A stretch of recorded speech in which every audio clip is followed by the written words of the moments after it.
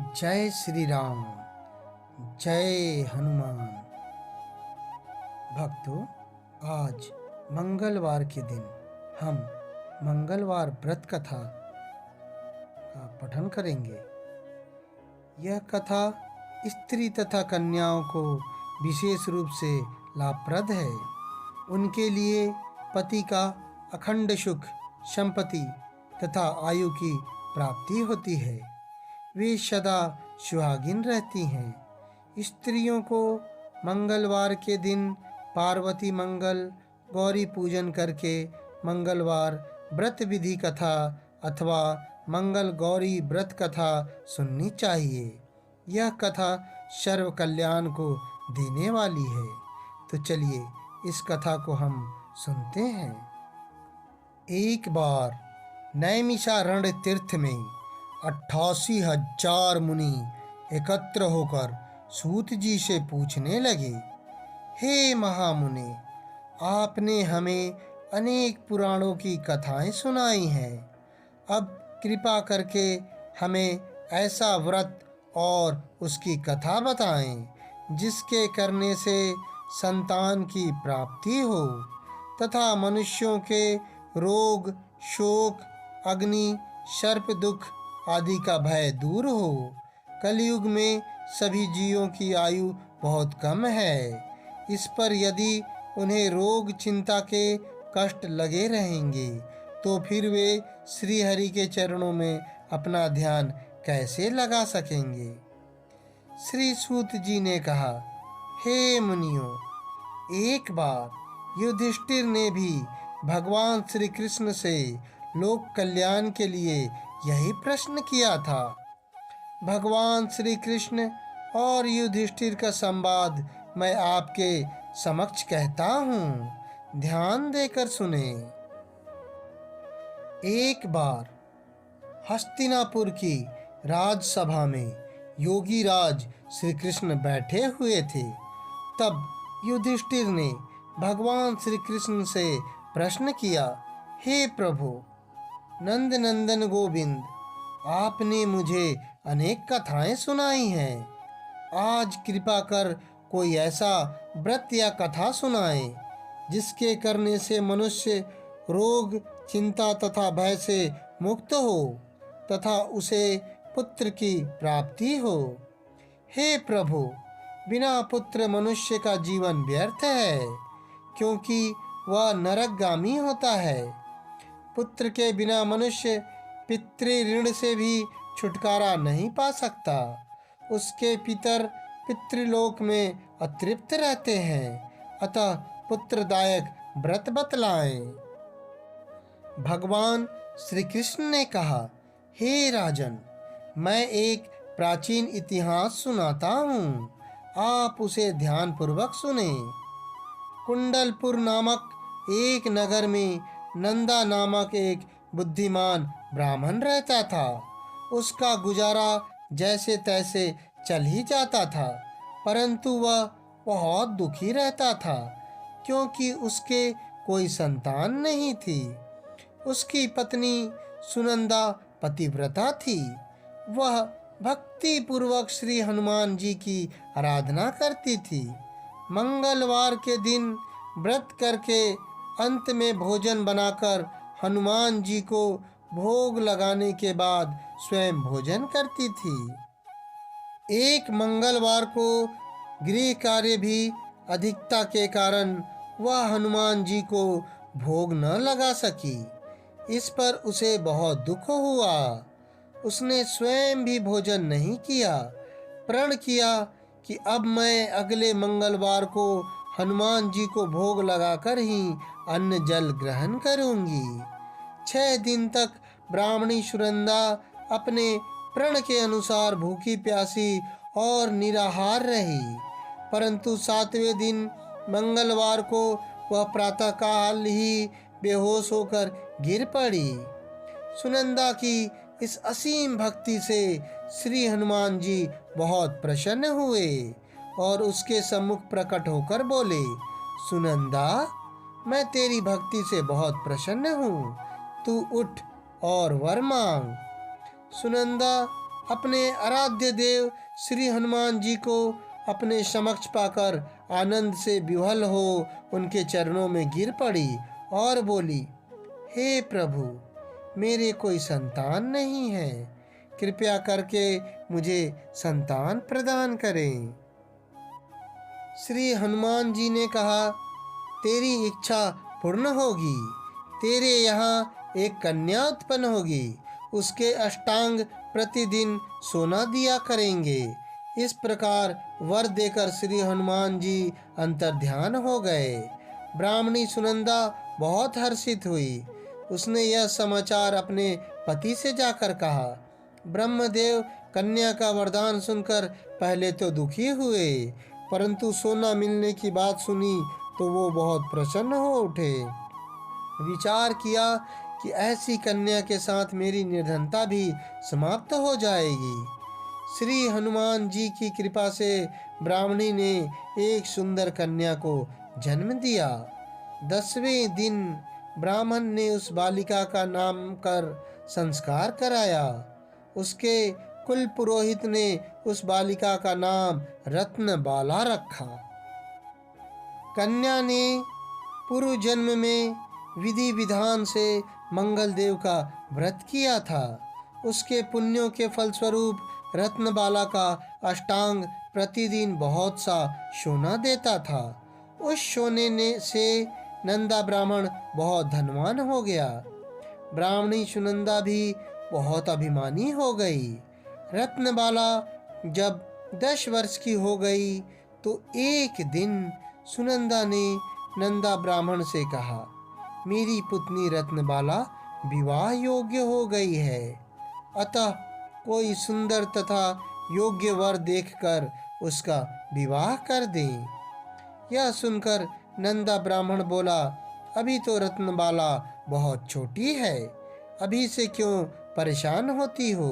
तब ब्राह्मणी ने कहा, हे पतिदेव, रजस्वला का दान देने वाले माता पिता को घोर नरक की प्राप्ति होती है। इस पर नंदा ब्राह्मण ने कहा, अभी तो रत्नबाला केवल 10 वर्ष की ही है, मैंने तो 16-16 साल की कन्याओं के विवाह कराए हैं, अभी जल्दी क्या है। ब्राह्मणी सुनंदा ने कहा, आप ये सारे तर्क लोभ के कारण दे रहे हैं, आपको तो शास्त्रों के आदेश का पालन करना चाहिए। नंदा ब्राह्मण के पास अपनी पत्नी की बात का जवाब न था। वह बोले, ठीक है, मैं कल योग्य वर की तलाश में अपना दूत भेज दूंगा, दान भी तो सुपात्र को ही दिया जाता है। दूसरे दिन ब्राह्मण ने दूत को बुलाया और उसे बेटी के लिए योग्य वर तलाशने की आज्ञा दी। दूत स्वामी की आज्ञा पाकर वर खोजने के लिए चल पड़ा। अनेक नगर घूमने के बाद उसने पंपई नगर में एक सुंदर ब्राह्मण युवक को देखा जिसका नाम सोमेश्वर था। वह बहुत गुणवान था।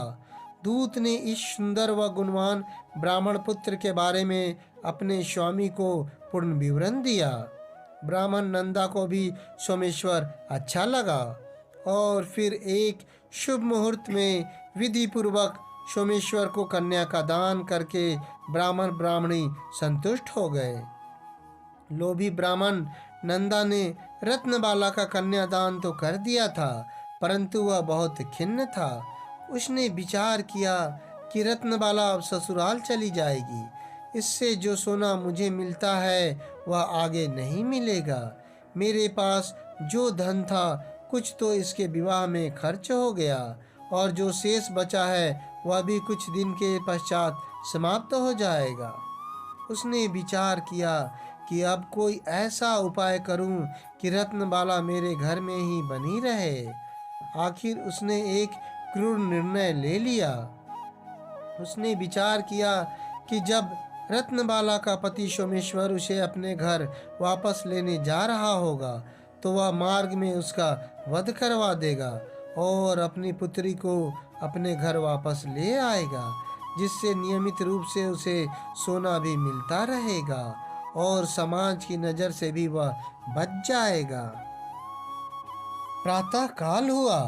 नंदा और सुनंदा ने अपने जामाता तथा पुत्री को बहुत सारा धन देकर विदा किया।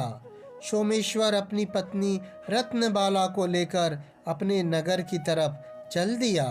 ब्राह्मण नंदा ने क्रूर निर्णयों को कार्य रूप देने के लिए अपने दूत को मार्ग में अपने जमाई का वध करने के लिए पहले से ही भेज दिया था।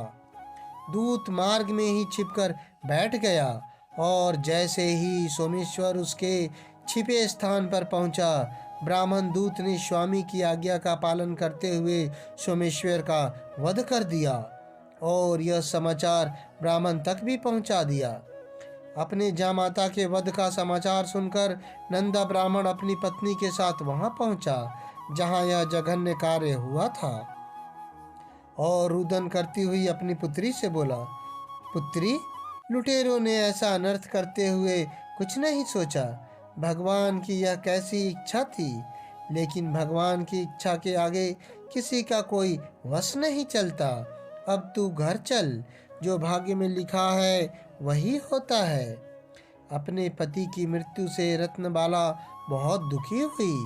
उसने मरने की ठान ली। उसने विलाप करते हुए अपने माता पिता से क्षति होने की अपनी इच्छा बताई। माता पिता ने बहुत समझाया, लेकिन वह न मानी। तब ब्राह्मण नंदा यह विचार करने लगा, मैंने व्यर्थ ही जामाता वध का पाप अपने सर लिया है। रत्नबाला अपने पति के साथ अपने प्राण तक देने को तैयार है। मेरा तो दोनों तरफ से मरण हो गया। धन तो अब मिलेगा नहीं। जमाई वध के पाप के फलस्वरूप यम यातना भी भुगतनी पड़ेगी। यह सोचकर वह बहुत दुखी हुआ। सोमेश्वर की चिता बनाई गई। रत्नबाला क्षति होने की इच्छा से पति का सिर अपनी गोद में रखकर चिता में बैठ गई। जैसे ही चिता को अग्नि दी गई, वैसे ही प्रसन्न हो मंगल देव वहां प्रकट हुए और बोले, हे रत्नबाला, मैं तेरे पति भक्ति से बहुत प्रसन्न हूँ, तू वर मांग। रत्नबाला ने अपने पति के जीवन दान को मांगा। मंगल देव बोले, रत्नबाला, तेरा पति अजर अमर है। इसके अतिरिक्त तेरी जो इच्छा हो वह वर मांग। रत्नबाला ने कहा, हे ग्रहों के स्वामी, यदि आप मुझ पर प्रसन्न हैं तो मुझे यह वरदान दीजिए कि जो भी मनुष्य मंगलवार के दिन प्रातःकाल लाल पुष्प लाल चंदन से पूजन करे, उसे रोग व्याधि न हो, स्वजनों से कभी वियोग न हो, सर्प अग्नि तथा शत्रुओं का भय न रहे, उसका घर परिवार सभी प्रकार के सुखों से भरा हो, ऋणकर्ता ऋण मुक्त होकर धन संपत्ति का स्वामी हो जाए। जो स्त्री मंगलवार का व्रत करे वह कभी विधवा न हो। मंगल देव तथास्तु कहकर अंतर्ध्यान हो गए। मंगल देव की कृपा से सोमेश्वर जीवित हो उठा। रत्नबाला अपने पति को पुनः प्राप्त कर बहुत प्रसन्न हुई। सोमेश्वर अपनी पत्नी को लेकर अपने नगर को चला गया। रत्नबाला को यह पता चल गया था कि उसके पति की हत्या लोभ के कारण उसके पिता ने करवाई थी, लेकिन उसने इसे किसी को नहीं बताया। उसने पिता को क्षमा कर दिया। पति पत्नी ने आजीवन मंगल व्रत किया और मंगल देव की कृपा से इस लोक का सुख ऐश्वर्य भोग कर अंत में स्वर्ग लोक को गए। इति श्री मंगलवार व्रत कथा समाप्त भवति ही। तो भक्तजनों मिलकर बोलिए, हनुमान भगवान की जय।